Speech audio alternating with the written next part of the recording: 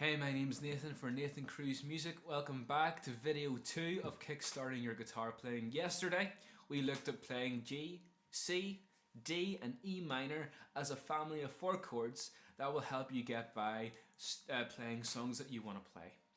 Today what we're going to look at is how to use those chords but move them to different places on the neck of the guitar to maybe make your song easier to sing or to change the key.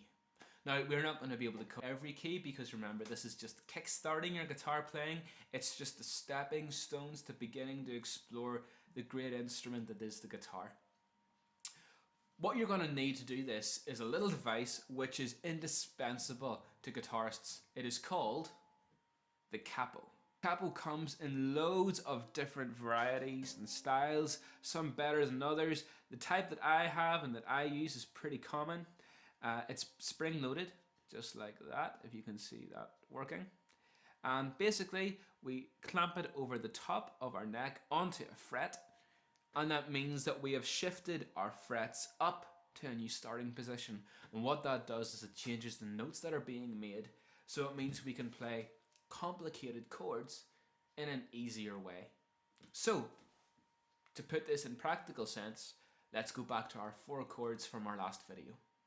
So our 4 chords are G, C, D and E minor. And what we're going to do is we're going to use our capo to play more complicated chords. Now, to know what you're doing, you're going to need to know some notes.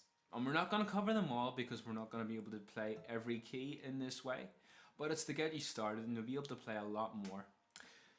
The reason that this is G is that the lowest note or root note is found here, G, on our 6th string. It's what our 2nd finger plays. That's G. Now, the next note up from that is G sharp or A flat. And if we were to play G there with our 2nd finger in fret 4, this is what it would sound like.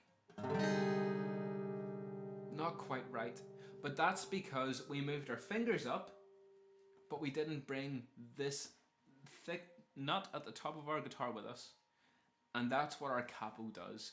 It moves the nut along with our fingers so as we can get easier chords. So because we moved our fingers up one place to turn our chord into a G sharp or an A flat, I'm going to put my capo on fret 1 so as it moves up the same amount. Now, I'm going to create my G shape, but my 2nd finger will be on that fret 4. And I'll make the rest, put my fingers in the rest of the place. Now, when I strum, it'll sound better. And just by applying a capo, I can use the same shape that I had learned for G. But I've got a capo on fret 1, so now I can play G sharp or A flat. And the rest of my chords will now sound right.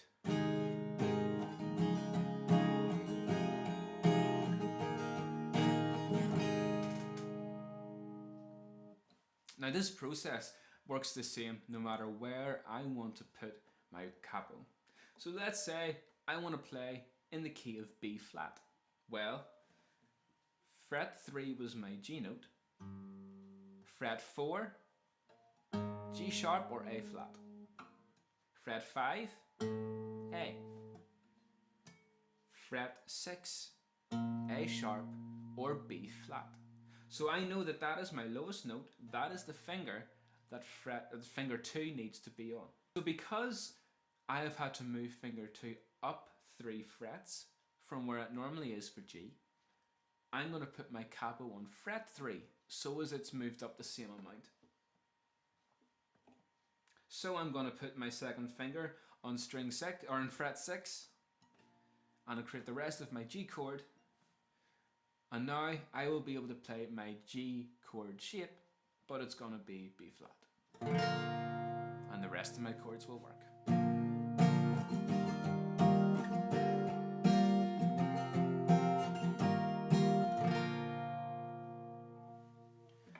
I hope this video was helpful in kickstarting your guitar playing a little further.